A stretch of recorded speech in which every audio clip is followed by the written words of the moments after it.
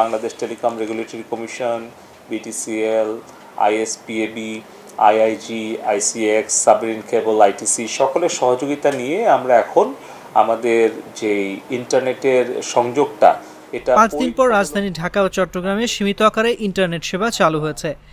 মঙ্গলবার রাত 8:30টার দিকে ব্রডব্যান্ড সেবা চালু হয়, তবে মোবাইল ডাটা বন্ধ আছে।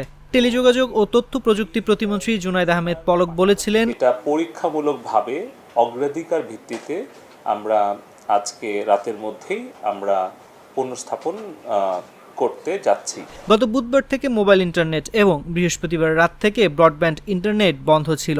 গত বৃহস্পতিবার ইন্টারনেটের ধীরগতি ও বন্ধ প্রসঙ্গে ডাক, টেলিযোগাযোগ ও তথ্য প্রযুক্তি প্রতিমন্ত্রী জুনায়েদ আহমেদ পলক বলেছেন, পরিবেশ পরিস্থিতি বিবেচনায় রেখে গোয়েন্দা সংস্থার রিপোর্ট সবকিছু মিলিয়ে ব্যবস্থা নেওয়া হয়েছে।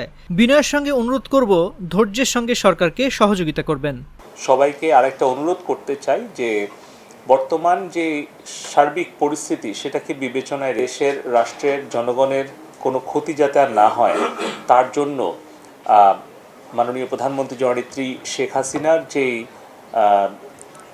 যেই উদ্যোগগুলো এবং তার যেই সিদ্ধান্তগুলো সেগুলো আমাদের ছাত্রছাত্রী ভাই বোনেরা, সন্তানেরা তারা ইতিমধ্যেই তাদের প্রতিক্রিয়া জানিয়েছেন যে আমাদের সর্বোচ্চ আদালতের যে রায় তার প্রেক্ষিতে যে প্রজ্ঞাপন জারি করা হয়েছে আজকে তার মধ্য দিয়ে তাদের দাবিটা সরকার পূরণ করেছে।